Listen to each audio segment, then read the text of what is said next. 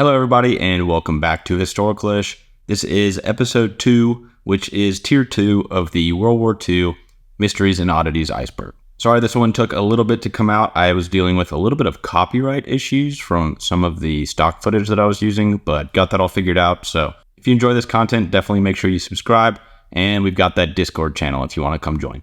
But without further ado, let's jump right in. Tier 2, Nazi super soldiers.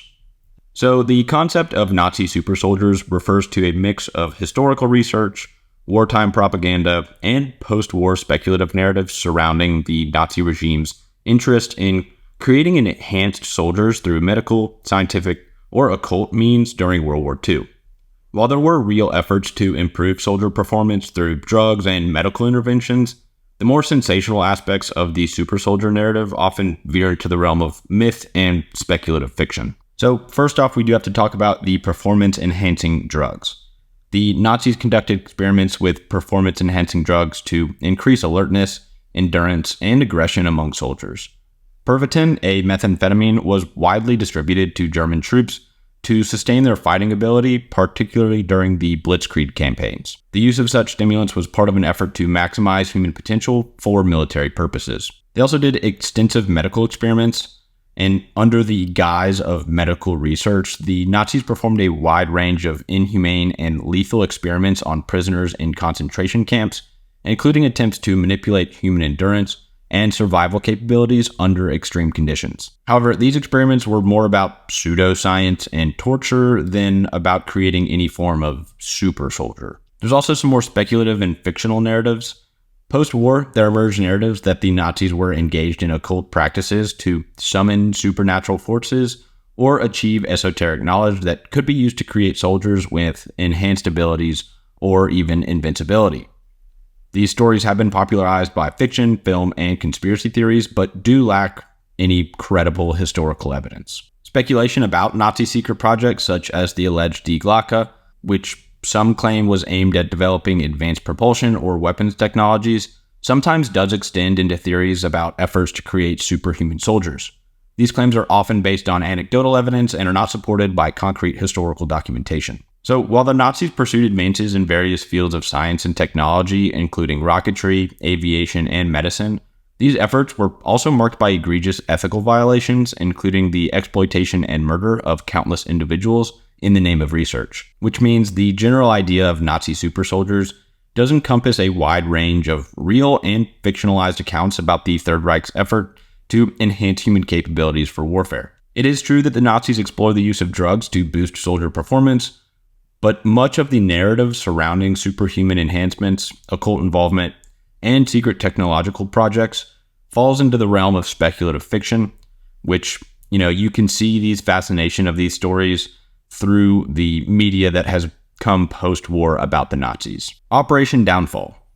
Operation Downfall was the codename for the Allied plan for the invasion of Japan towards the end of World War II. This operation, which was never executed due to Japan's surrender following the atomic bombings of Hiroshima and Nagasaki and the Soviet declaration of war on Japan, would have been the largest amphibious assault in history, intended to end the Pacific War by invading the Japanese home islands. By mid-1945, although Japan's military capability had significantly weakened, it showed no signs of surrendering unconditionally, which was a key demand of the Allies.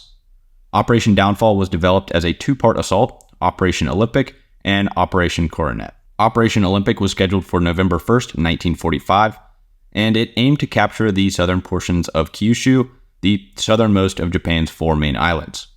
Kyushu was to be used as a staging area for the invasion of the main island, Honshu. The plan involved massive air, naval, and land forces and was expected to face fierce resistance from the well-entrenched Japanese army. The second phase, Operation Coronet, was planned for March 1st, 1946, with the objective of capturing the Kanto Plain near Tokyo on the main island of Honshu. This phase would have involved even larger forces than Olympic and was aimed at encircling Tokyo to force Japan's surrender. Estimates for casualties from Operation Downfall varied widely, but were universally high, with projections of hundreds of thousands of Allied troops and millions of Japanese military and civilian casualties. The anticipated loss of life and the ethical implications of such a massive invasion were subjects of concern among military planners and political leaders. Partly because of these concerns, alternative strategies to induce Japan's surrender were considered, including tightening the naval blockade, increasing conventional and firebombing air raids, and the controversial use of the atomic weapons. The decision to use the atomic bombs on Hiroshima and Nagasaki in August 1945, followed by the Soviet Union's sudden entry into the war against Japan, led to the Japanese government's decision to surrender unconditionally. As a result, Operation Downfall was never initiated. Operation Downfall's extensive planning and preparation stages had a significant impact on post-war military strategy, amphibious assault tactics, and the understanding of the potential human cost of large-scale military operations. The operation's cancellation likely saved millions of lives, but opened complex debates about the use of atomic weapons and the ethical dimensions of warfare decisions. The planning of Downfall remains a key study in military history for its scope, its potential for altering the course of history, and just the moral questions that it raises. Mystery Division. So this one was a little bit difficult to research, with there being no division or unit that specifically named Mystery Division. So what I'll do is I'll just provide an overview that, might fall into the categories of a mystery division within each of the different forces that were involved in World War II.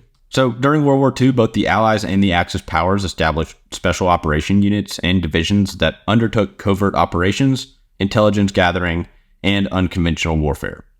The activities of these units were often classified, and many of their operations remain undisclosed long after the war ended, leading to speculation and intrigue about their specific missions. So among the Allied units, there were a few quote-unquote mystery divisions. There's the Special Operations Executive. This British organization was tasked with conducting espionage, sabotage, and reconnaissance in occupied Europe against the Axis powers. Its operations were obviously highly secretive, and many details of its missions were not released until decades after the war. Then you have the Office of Strategic Services, the precursor to the CIA. The OSS was the United States Wartime Intelligence Agency, conducting covert operations including espionage and sabotage against the Axis powers. Then you have the 1st Special Service Force, or the Devil's Brigade. This was a joint American-Canadian commando unit known for its valor and for undertaking difficult missions in Italy and France. Their operations were characterized by the secretive nature in which they operated, and still some have been left undisclosed. In terms of the Axis units, we've got the Brandenburgers. This was a special unit of German Abwehr, which was just military intelligence. The Brandenburgers specialized in operations behind enemy lines, including sabotage, espionage, and fostering insurrection among opposition forces. Then you have the Italian Decima Flottiglia. This was an elite commando unit of the Royal Italian Navy, known for pioneering use of human torpedoes and daring raids on Allied shipping. So the secretive nature of these units and their operations often leads to a mystique surrounding their activities, sometimes referred to colloquially as mystery divisions due to the lack of public knowledge about their specific actions taken during the war.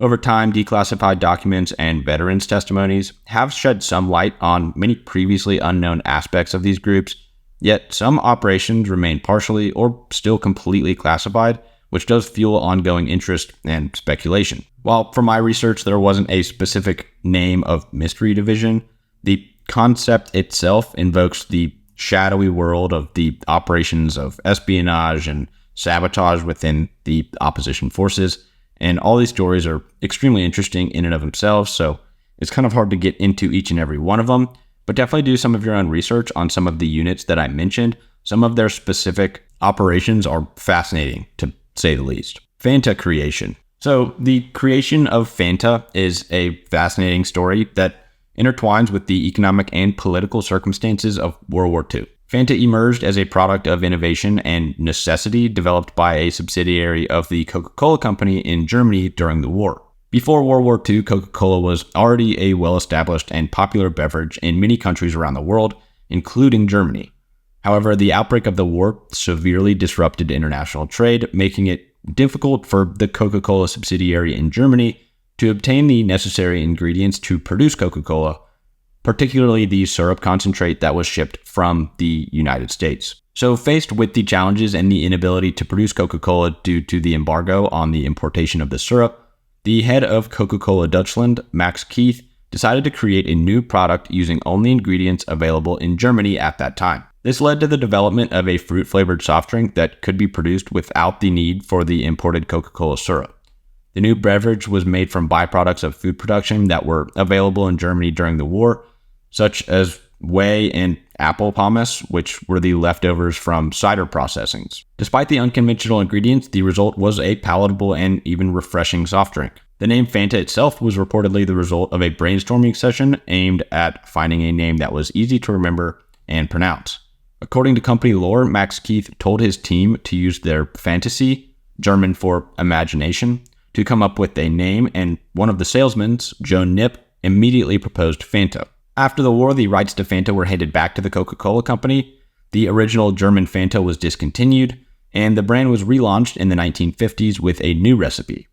The post-war version of Fanta was orange-flavored, inspired by the fruit-flavored drinks that had become popular in Italy. Fanta Orange became the flagship product of the brand, which has since expanded to include a wide range of flavors around the world. Yeah, this was definitely not what I was expecting when I first dove into this iceberg, but interesting nonetheless. Unknown Nazi photographers. During the Nazi era, a vast amount of photographic documentation was produced, some of which was by photographers who remain largely unknown or were not recognized individually for their work at the time. These photographs covered a wide range of subjects, from official state propaganda to the documentation of war crimes and the Holocaust. The role of these unknown Nazi photographers is complex, involving the aspects of complicity, documentation, and the ethical implications of their work. So, a significant portion of the photography from the Nazi period was propaganda, designed to promote the ideology of the Nazi Party, glorify Adolf Hitler, and depict the German people as unified and supportive of the regime's goals. Photographers working for the Nazi state, including those associated with the Reich Ministry of Public Enlightenment and Propaganda, led by Joseph Goebbels, produced images that were disseminated through newspapers, magazines, posters, and books. The individual photographers who took these images were often not credited, serving more as functionaries of the state than as a recognized artist or journalist. Other photographers were tasked with documenting military campaigns and the activities of the SS, including the implementation of the final solution. Some of these photographs provide critical evidence of the atrocities committed by the Nazis during World War II, and the identities of many photographers who captured these events are not widely known, and in some cases, their photographs were discovered post-war in the archives without clear attribution. These images have played a crucial role in historical understanding and Holocaust education, even though the motivations and circumstances under which they were taken can vary widely. The work of photographers during the Nazi era raises significant ethical questions. Some may have been ardent supporters of the regime, while others might have been conscripted into their roles or chosen to document events covertly as an act of resistance. This distinction between propaganda and documentation can sometimes be blurred, as photographs intended to glorify the regime or intimidate its enemies also serve as historical evidence of its crimes. After the war, efforts were made to identify and hold accountable those who had contributed to Nazi propaganda and the documentation of war crimes, but many photographers remained anonymous or their roles were not fully scrutinized. In recent years, historians, archivists, and researchers have worked to uncover the origins of these photographs, seeking to understand the context in which they were taken and the identities of those behind the camera. So in general, the unknown Nazi photographers do represent a challenging aspect of the Third Reich's legacy. Their images continue to serve as a powerful reminder of the era's horrors, the propaganda machine that supported it, and the importance of critically examining the sources and purposes of historical documentation. While some photographers' identities and stories may never be fully known, their work does remain an essential part of understanding and remembering the past and, honestly, trying to figure out how we can not do that again. Niihau Incident. The Niihau Incident refers to a remarkable and somewhat lesser known episode that occurred in the immediate aftermath of the Japanese attack on Pearl Harbor on December 7th, 1941. This event unfolded several days on Niihau, the smallest inhabited island of Hawaii, which at the time was somewhat isolated from the other Hawaiian islands, both geographically and in terms of communication. Prior to the attack on Pearl Harbor, the Japanese Imperial Navy had identified Niihau as a potential refuge for pilots who might be forced down during the mission.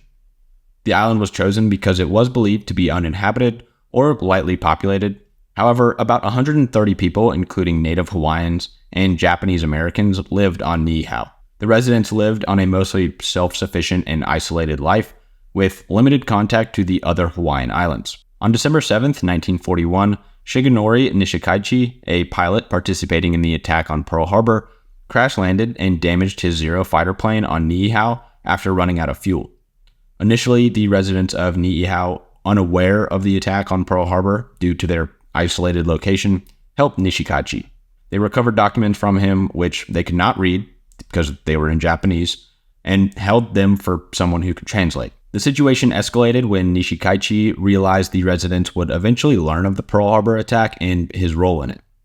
With the help of 3 local residents of Japanese descent who were sympathetic to his cause, Nishikaichi attempted to recover the documents and take control of the island. The struggle ensued over several days, involving Nishikaichi and the residents who supported him against the other islanders, who sought to resist their efforts and take control. The incident culminated in a confrontation that left Nishikaichi and one of the Japanese American residents who had assisted him dead. Another islander, Benny Hakaka, was hailed as a hero for his role in ending the standoff, despite being shot 3 times by Nishikaichi. He managed to kill Nishikaichi and was later awarded for his bravery. The Niihau Incident had significant repercussions, particularly in terms of the Americans' perspectives of Japanese Americans.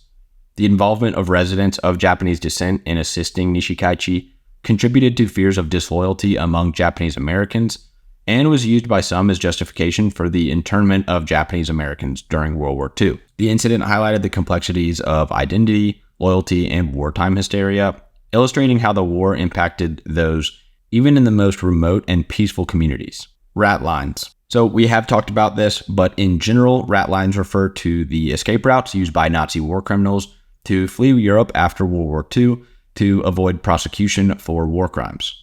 These escape routes facilitated the movement of individuals from Nazi-occupied territories to neutral countries and eventually to safe havens, particularly in South America, including Argentina, Brazil, Paraguay, and Chile. The operation of the Ratlines involved a complex network of sympathizers, including certain Catholic Church officials, former Nazis, and various anti-communist organizations. So, as World War II drew to a close and the extent of the Holocaust and other war atrocities became evident, the Allies began arresting those responsible for crimes against humanity. In response, many Nazis sought to escape justice. The Ratlines were established to aid these individuals, leveraging existing networks that had been previously used for espionage, resistance, or smuggling during the war. So since we have already kind of touched on the Ratlines, I kind of want to go more in depth on some of the key routes and the key figures who operated and made these ratlines possible. So first there's Odessa, allegedly an acronym for Organization of Former SS Members. Odessa is often cited as a key organization behind the ratlines, although historical evidence of its existence and scale is debated among historians.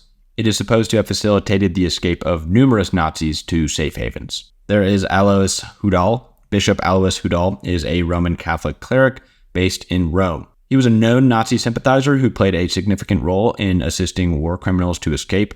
He essentially provided them with false documents and arranged for their transportation, often under the guise of helping refugees. So there's that. And like we've touched on before, there's Juan Perón's Argentina. Argentina under President Juan Perón became the most infamous destination for fleeing Nazis.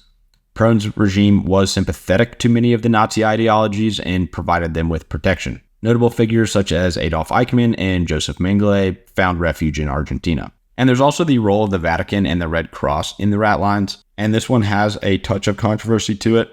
Some accounts suggest that certain officials within these organizations either turned a blind eye or actively assisted in the escape of Nazi war criminals, often under the pretext of humanitarian aid. The Vatican, for its geopolitical and anti-communist interests, might have seen the escapees as potential allies in the Cold War context, and the Red Cross inadvertently provided assistance through the issuance of travel documents without thorough vetting of individuals' backgrounds. But yeah, the existence of the ratlines and the successful escape of numerous Nazi criminals have had lasting impacts on the post-war world, raising questions about justice, complicity, and the moral responsibilities of nations and institutions. The efforts to bring escaped Nazis to justice have continued for decades, with some successes, including the capture of Adolf Eichmann by Mossad agents in Argentina in 1960. The Battle of Castle Itter. The Battle of Castle Itter is one of World War II's most extraordinary and lesser-known episodes, notable for its unusual alliance between the American and German soldiers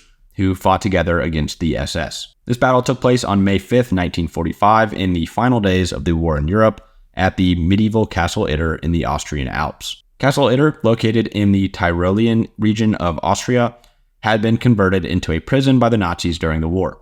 It housed a variety of high-profile prisoners, including the former French Prime Minister, generals, and other VIPs who were valuable to the Nazis for potential use in negotiations. As the war neared its end, the German guards at Castle Itter fled, leaving the prison lightly defended.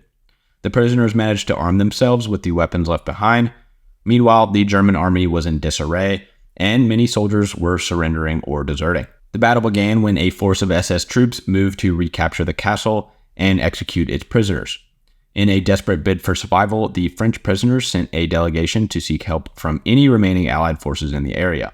Their call for help was answered by elements of the U.S. 12th Armored Division, led by Captain John C. Lee. They were accompanied by a makeshift force of German soldiers who had defected from the German army, now opposed to the SS and led by Major Joseph Gangl, a local anti-Nazi German officer. The defenders of Castle Itter, comprising the American soldiers, French prisoners, and the anti-Nazi German soldiers, prepared for the SS assault. Despite being vastly outnumbered, the defenders managed to hold off the SS forces through a combination of strategic defensive positioning and just sheer determination. The battle ended with the defeat of the SS attackers.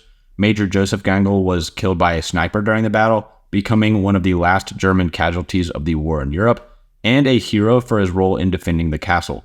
Captain Lee was later awarded the Distinguished Service Cross for his bravery. The Battle of Castle Itter is significant for being the only known instance in the war where American and German forces fought as allies, and it serves as an interesting example of the complex allegiances and shifting dynamics in the closing days of World War II. The story of the Battle of Castle Itter remained relatively obscure for many years, but has gained more attention recently, with more stories about it and the interesting dynamics of it being exposed. Who betrayed Jean Moulin? Jean Moulin, a prominent leader of the French resistance during World War II, was arrested by the Gestapo on June 21, 1943. His arrest dealt a significant blow to the French resistance and has led to enduring questions over who was responsible for betraying him. Moulin's betrayal and subsequent death under torture without revealing crucial information about the resistance have made him a martyr and a symbol of French patriotism.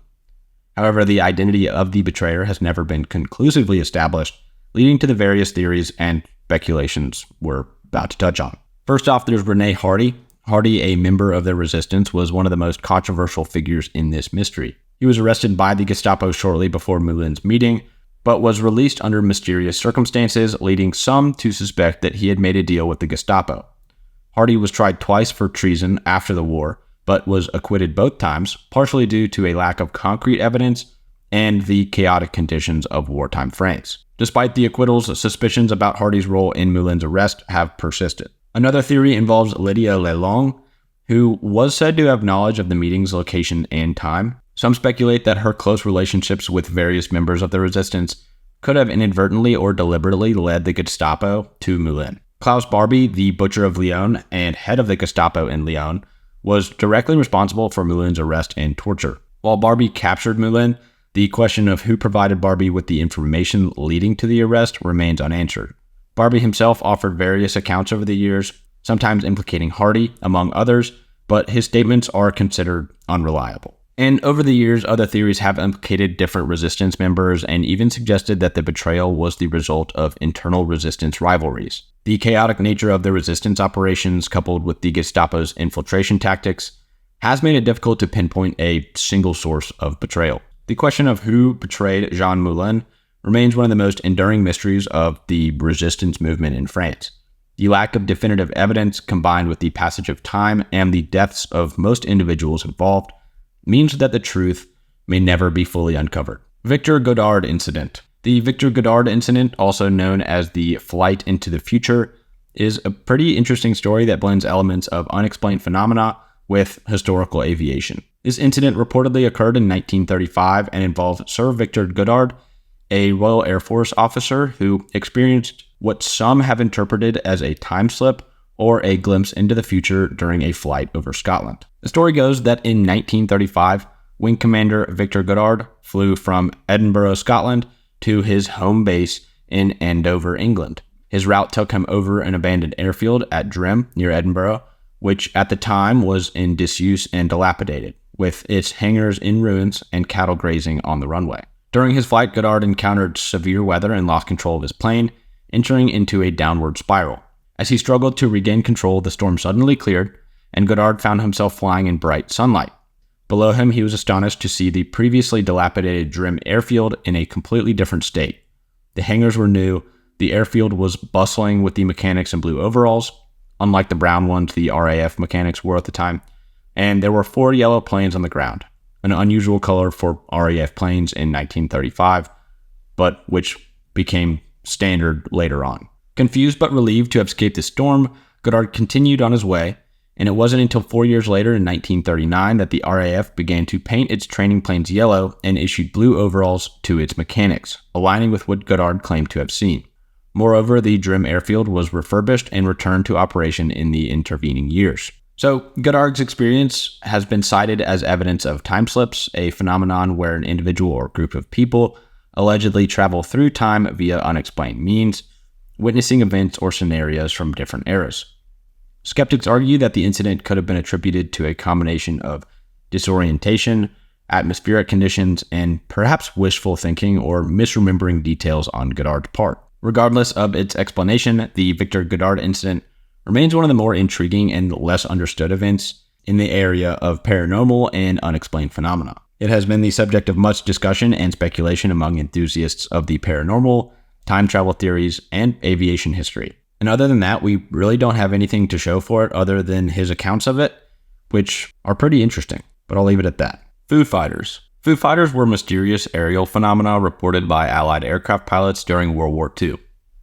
These sightings occurred in various theaters of the war, including both the European and Pacific fronts, from 1944 onwards. The term Foo Fighter was used by U.S. fighter pilots to describe various unidentified flying objects or mysterious aerial phenomena that were often seen as orbs of light or metallic spherical objects that could outmaneuver and outpace conventional aircraft, sometimes following or exhibiting an interest in aircraft, but without showing hostility. The name Foo Fighter is believed to have originated from the French word feu, meaning fire, or may have been derived from the comic strip Smokey Stover by Bill Holman, where feu was a term for something mysterious or unexplained.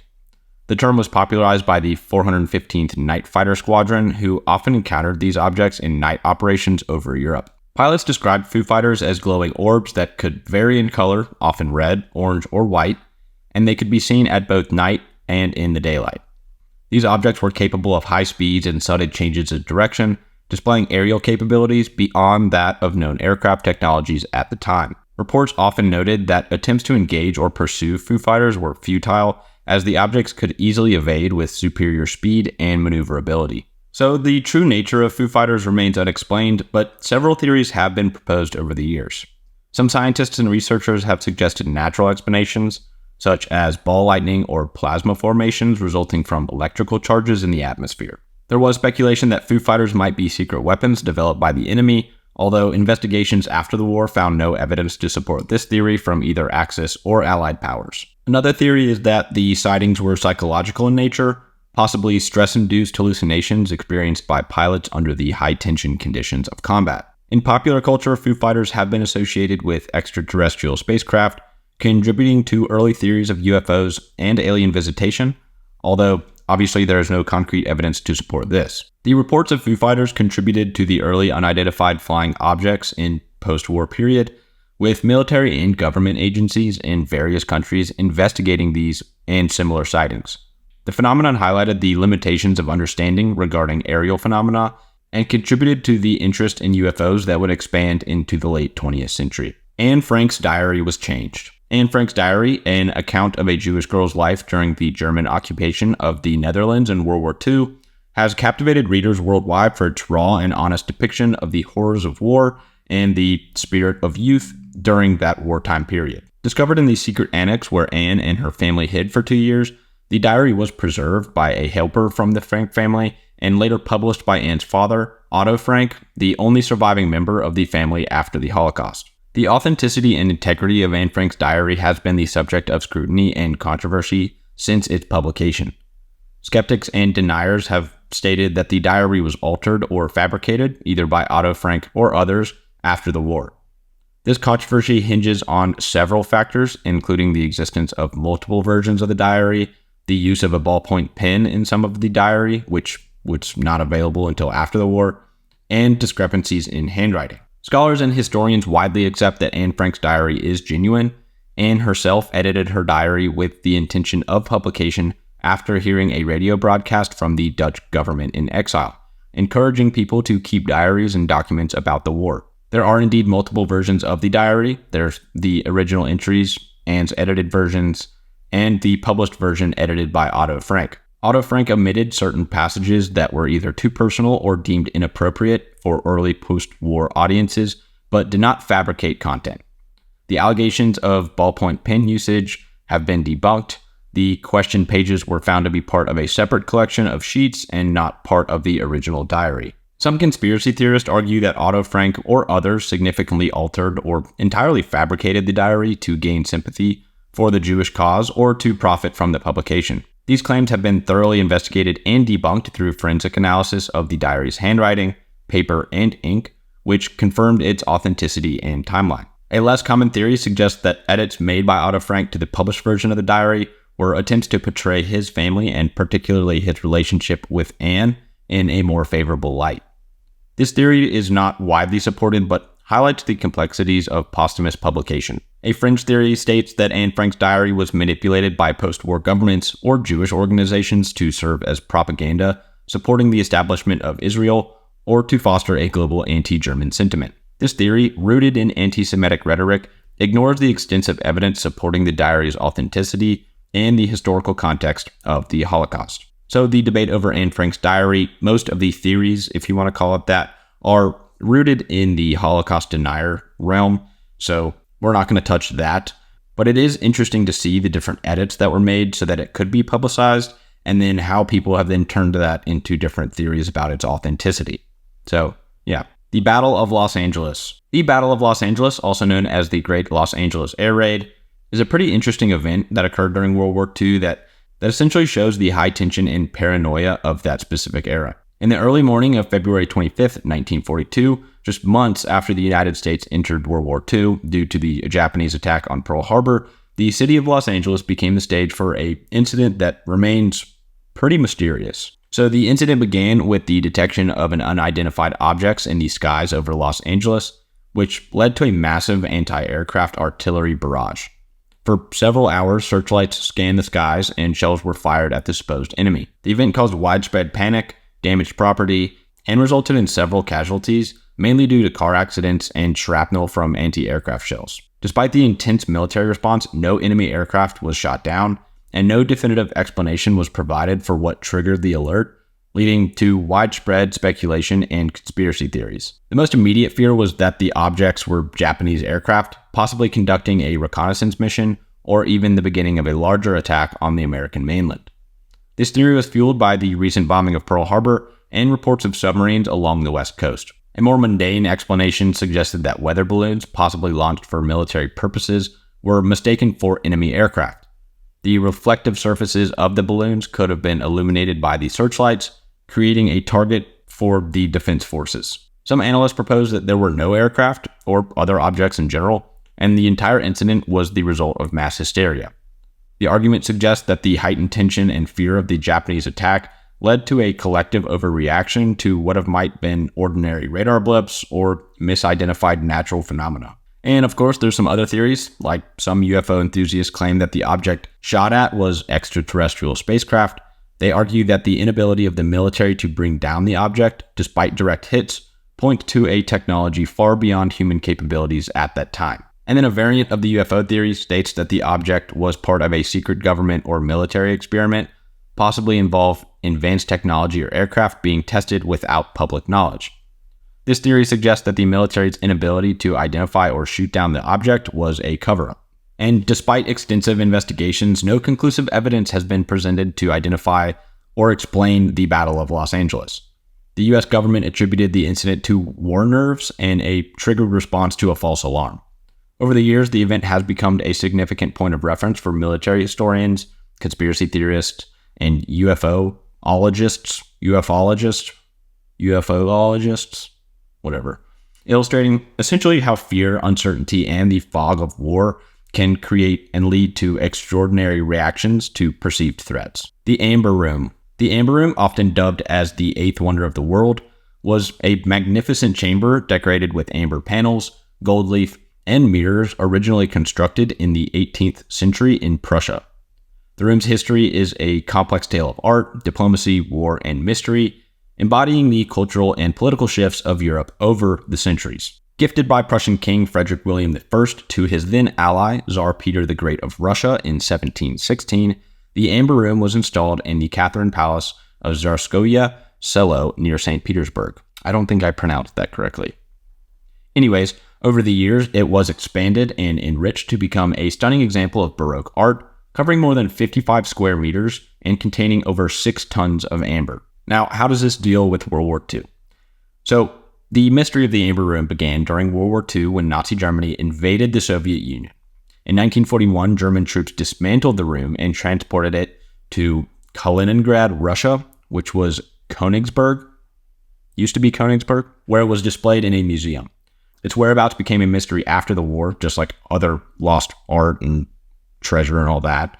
But essentially, the Amber Room disappeared in the chaos of the conflict's closing stages, leading to one of the greatest treasure hunts of modern times. The most widely accepted theory is that the Amber Room was destroyed during the Allied bombings of Königsberg in 1944 or during the subsequent capture of the city by the Red Army in 1945.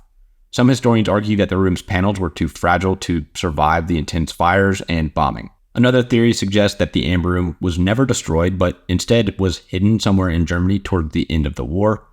Proponents of this believe that it was moved from Königsberg in anticipation of the Allied advance and remains concealed in a bunker or even a mine. There's speculation that the Amber Room, or parts of it, were transported by the German Navy and lost in the Baltic Sea during the chaos of war. Divers and treasure hunters have actually searched the waters, hoping to find traces of this, but they haven't. And then some theorists state that the Amber Room was indeed found by the Soviet Union during or after the siege of Königsberg, but was kept hidden as a part of a post-war Soviet trophy collection.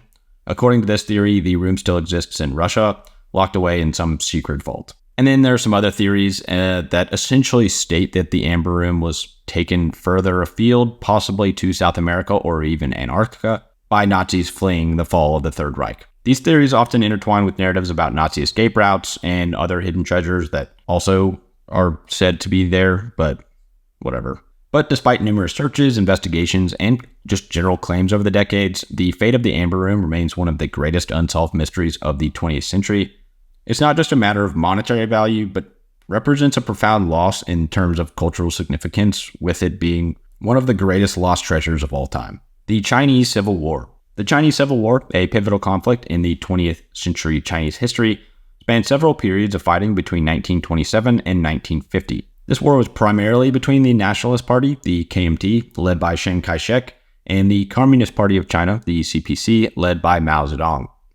The Civil War was punctuated by intermittent periods of cooperation and conflict, influenced by external events such as the Japanese invasion during World War II, and culminated in the establishment of the People's Republic of China in 1949. The roots of the Chinese Civil War can be traced back to the fall of the Qing dynasty in 1912 and the subsequent struggle for power. The KMT and the CPC initially cooperated in the 1920s to end warlordism in China with the support of the Soviet Union. However, ideological differences and struggles for dominance soon led to open conflict. While the main narratives of the Chinese Civil War are well documented, several mysteries and controversial topics remain. Among these are the questions about the crucial turning points and the decisions made by the KMT and CPC, the role of international factors, and the fate of various individuals and treasures even during the conflict. So the involvement of foreign powers, such as the Soviet Union and the United States, did play a significant role in shaping the course and outcome of the Civil War. The Soviet Union provided support for the CPC, while the United States backed the KMT. Some theories suggest that the extent and nature of this foreign involvement are not fully understood, and that critical decisions have been made to essentially influence these powers. The CPC's eventual victory is often attributed to its superior strategy, including the focus on rural areas and peasantry, rather than the urban centers.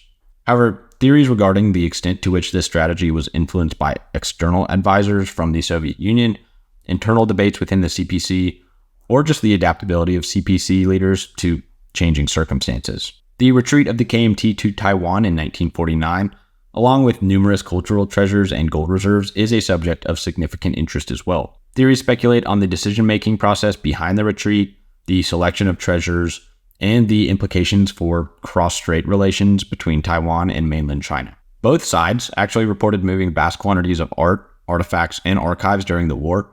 The whereabouts of some of these treasures, including those taken by the KMT to Taiwan and others lost or hidden during the conflict, remain subjects of speculation and intense treasure search. There are theories suggesting that the Soviet Union played a more direct role in undermining negotiations between the KMT and CPC, possibly by providing intelligence or strategic advice to the CPC that helped them gain a critical advantage. And essentially, the Chinese Civil War's legacy continues to influence China and global geopolitics, particularly in relations between the People's Republic of China and the Republic of China, or Taiwan.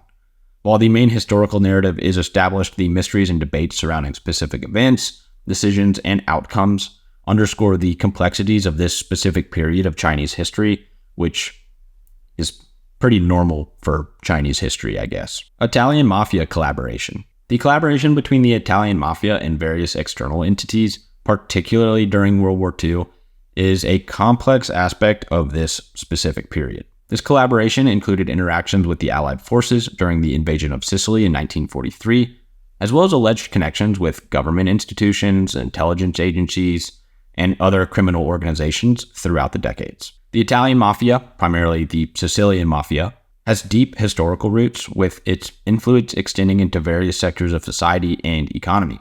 During the fascist regime of Benito Mussolini, the Mafia faced severe repression as Mussolini sought to eradicate Mafia influence. However, the Allied invasion of Sicily in July of 1943 provided the Mafia with an opportunity to regain its power and influence. So the extent and nature of the collaboration between the Mafia and the Allies during World War II, as well as subsequent relationships between the Mafia and other state and non-state actors, remain subjects of speculation, debate, and investigation. So we'll just jump into a couple of the theories. It is widely accepted that the Allies, particularly the United States Office of Strategic Services, the OSS, the predecessor of the CIA, established contact with the Sicilian Mafia members to aid the invasion of Sicily.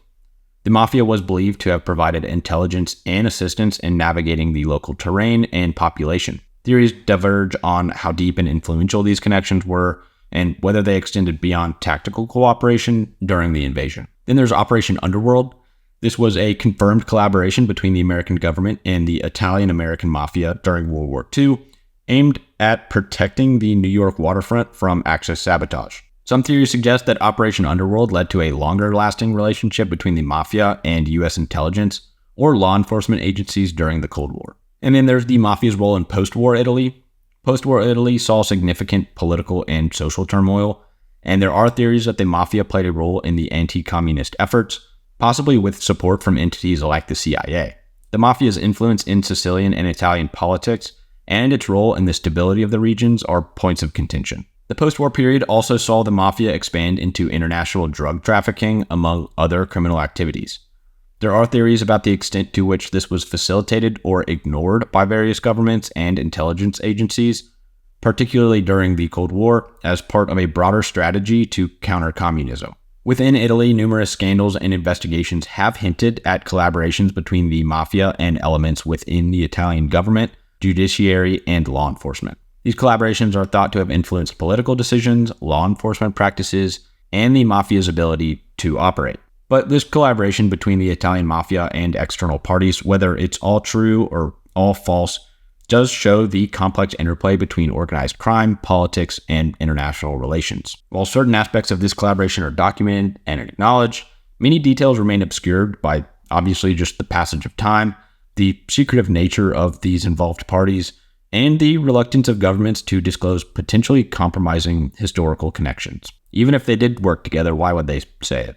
I don't know. Non-Jewish victims at concentration camps. The Holocaust, known for the genocide of 6 million Jews, also encompassed the persecution and murder of millions of non-Jewish victims by the Nazi regime before and during World War II. These victims include Poles, Soviet prisoners of war, Romani people, disabled individuals, political opponents, homosexuals, Jehovah's Witnesses, and other groups deemed undesirable or a threat to the racial purity and ideological goals of the Third Reich. The concentration camps, a symbol of Nazi atrocities, were the site of unimaginable suffering and death for peoples from various backgrounds. Nazi Germany under Adolf Hitler pursued a policy of racial purity and territorial expansion that targeted various ethnic and social groups. Concentration camps, established shortly after the Nazis came to power in 1933, were used to detain, exploit, and exterminate those considered enemies of the state. The expansion of the camp system and the outbreak of World War II saw an increase in the diversity of the camp population and the brutality inflicted upon them. While the Jewish victims of the Holocaust have been the primary focus of historical documentation and public awareness, the experiences and numbers of non-Jewish victims have not always been fully explored or recognized. This has led to a lack of awareness and understanding about the full scope of Nazi persecution and the diversity of victims in concentration camps. Poles were among the first to be targeted by the Nazis, with thousands executed or sent to concentration camps. Soviet POWs suffered one of the highest mortality rates, with estimates of up to 3 million deaths due to execution, starvation, disease, and forced labor.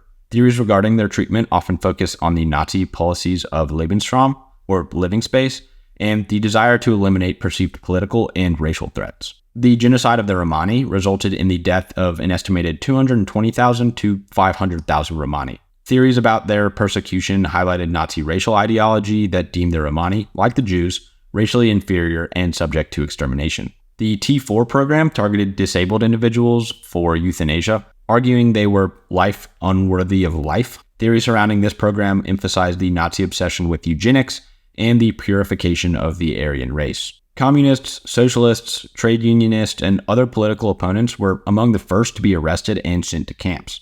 The persecution of these groups underscores the Nazi effort to consolidate power and eliminate political dissent. Homosexuals were persecuted under paragraph 175 of the German Penal Code, with thousands imprisoned and murdered. Jehovah's Witnesses faced persecution for their refusal to salute the flag or serve in the German army due to their religious beliefs. The treatment of these groups reflects the broader Nazi agenda to enforce social conformity and ideological purity. Other victims include Afro-Germans, Freemasons, and individuals from the Balkans and other occupied territories. The varied reasons for their persecution demonstrate the wide net cast by Nazi racial and ideological policies. But the recognition of non-Jewish victims in concentration camps is crucial for understanding the full extent of Nazi atrocities. It highlights the regime's broad definition of undesirability and its devastating impact on millions of lives. Significant progress has been made in documenting and acknowledging these victims, but there is definitely a lot of research and education that needs to be done. Allies internment camps. Allied internment camps during World War II represent a complex and often overlooked aspect of the global conflict. These camps were established by the Allied powers, including the United States, Britain, Canada, and Australia, to detain a wide range of individuals deemed to be a security risk. This included enemy nationals, particularly Japanese, German, and Italian civilians living in Allied countries, as well as prisoners of war, and in some cases, individuals of Allied nationality who were considered threats to national security or had political beliefs deemed dangerous. The outbreak of the war led to heightened fears of espionage, sabotage, and fifth column activities among the Allies, prompting the internment of thousands of individuals based on their nationality, ancestry, or political beliefs. In the United States, the most well-known example is the internment of Japanese Americans, following Executive Order 9066 in February 1942, which led to the forced relocation and incarceration of approximately 120,000 people of Japanese descent, 2/3 of whom were American citizens. While the basic facts about the Allied internment camps are well documented, the nuances of life within these camps, the selection process for internment, and the long-term impact of internees and their families are less understood. This has led to ongoing research and debate among historians, with varying theories about the necessity, efficacy, and morality of internment practices. Some argue that internment was a necessary security measure given the uncertainties and fears of the time. This view holds that in the face of potential invasion and sabotage, the Allies had to take precautionary steps to ensure national security even if these measures now appear excessive or unjust. Another widely supported theory suggests that internment decisions were significantly influenced by racial or ethnic prejudices. In the case of Japanese Americans, for example, internment is seen as a result of long-standing anti-Asian sentiment rather than any proven threat to national security.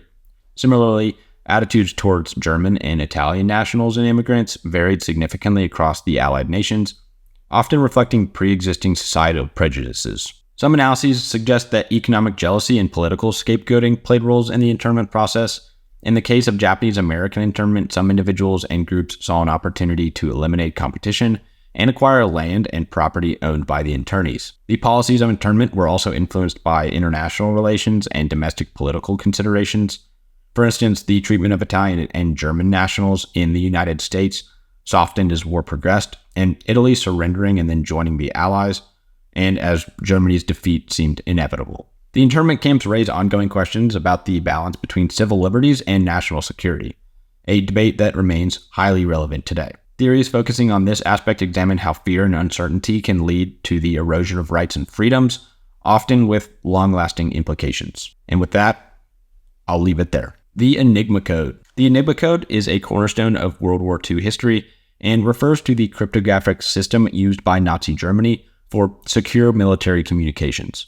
Enigma machines enabled complex encryption of operational messages, making them virtually unintelligible to the uninitiated. The Allies' efforts to crack these codes is not only interesting by itself, but it did have a profound impact on the whole outcome of the war. Developed in the 1920s and adopted by the German military in the 1930s, Enigma machines were portable cipher devices with a system of rotors and electrical connections that scrambled plain text messages into encrypted form.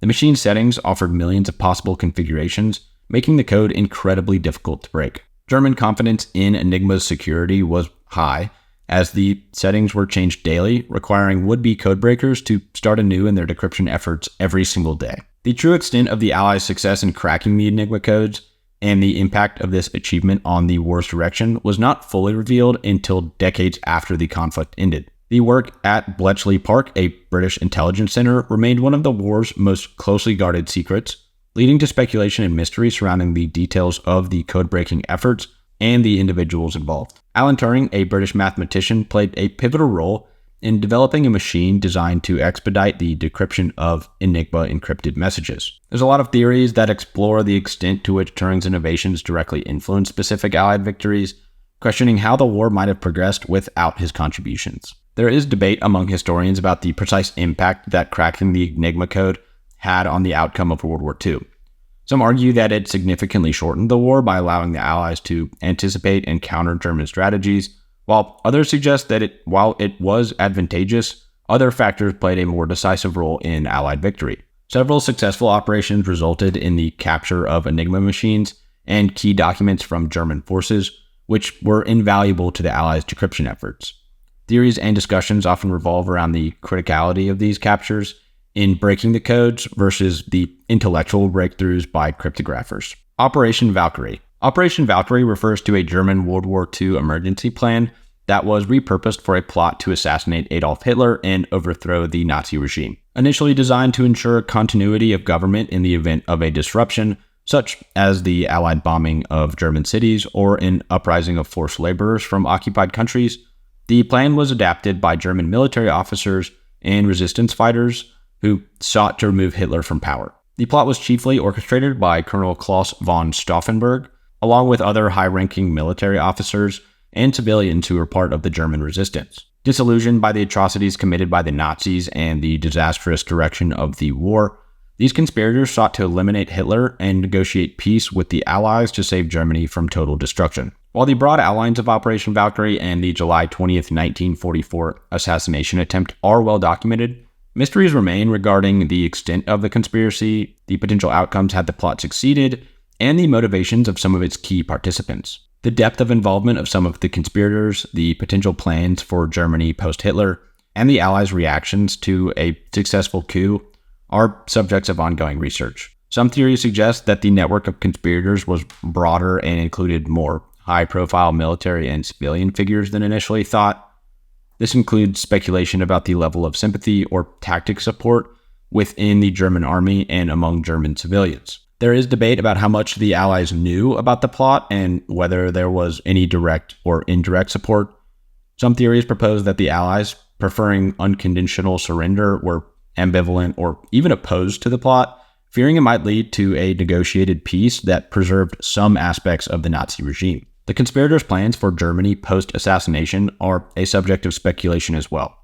While it is known that they intended to negotiate peace with the Allies, the specifics of their vision for Germany's government and society and how realistic their goals were remain unclear. Theories range from a return to conservative, pre-Nazi governance to more progressive reforms. And while the primary motivation of the conspirators is often cited as moral outrage against Nazi atrocities and a desire to save Germany from ruin, some theories explore a range of motivations, including personal ambition, political beliefs, and disillusionment with Hitler's military leadership. Some argue that even if Hitler had been killed, the Nazi regime's power structures might have been too entrenched for the plot to succeed fully. Others believe that removing Hitler could have led to a quick end to the war in Europe, potentially saving millions of lives. Who bombed Kassa? The bombing of Kassa on June 26, 1941, stands as one of the World War II's earliest mysteries. This event involved an aerial attack on the city, which was then part of Hungary, following the country's alliance with Nazi Germany. The identity of the attackers and their motivations have been subjects of speculation, making it a compelling study of wartime intrigue and the complexities of early World War II alignments. So, Hungary joined the Axis powers under the Tripartite Pact in November of 1940. The bombing of Kassa occurred just one day after Hungary's government received a telegram from the German ambassador hinting at an imminent Soviet attack. And it played a crucial role in Hungary's decision to join Operation Barbarossa, the German invasion of the Soviet Union. The primary mystery surrounding the bombing of Kassa revolves around who was responsible for the attack. Initially, it was assumed to be a Soviet action aimed at provoking Hungary into joining the Axis military operations against the USSR.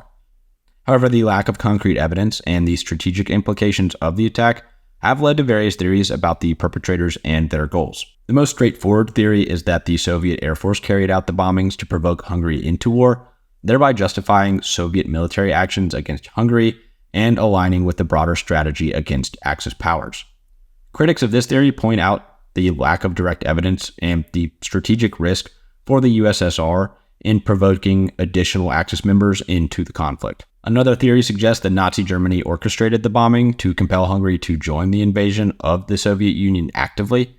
By staging an attack attributing it to the Soviets, Germany could ensure Hungarian military support, crucial for the Eastern Front's operations. This theory implies a sophisticated level of deception by the Nazis to manipulate their allies. Some historians propose that the bombing was the result of a navigational error or accidental release of bombs by aircraft from either the Soviet or Axis powers. This theory suggests the attack was not deliberate, but an unfortunate mistake that escalated into essentially them joining the war in this just tense geopolitical atmosphere. A less popular theory states that other Axis members, such as Italy or Romania, might have conducted the bombing to strengthen the Axis front against the Soviet Union. This theory, however, is less supported due to the lack of motive and evidence pointing to these countries' involvements. And then a fringe theory suggests that elements within the Hungarian government or military, eager to join the war against the Soviet Union, orchestrated the bombing as a false flag operation. This would have provided Hungary with a pretext to declare war,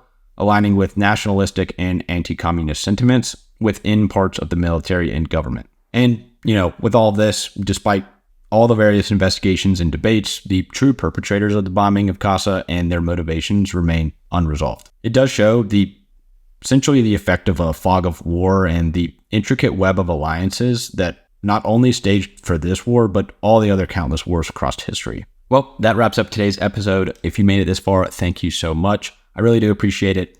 And if you aren't subscribed, please consider doing so. It does help me out a ton. Thank you so much to my patrons, G Donut, Ethan Wright, Jacob Ziegler, Dr. Swag, Dhruv Singhal, Dates and Dead Guys, Jag, and Bean Fart and Ganja Girl. It really does mean a lot to me. Thank you so much, and we'll see you in the next episode.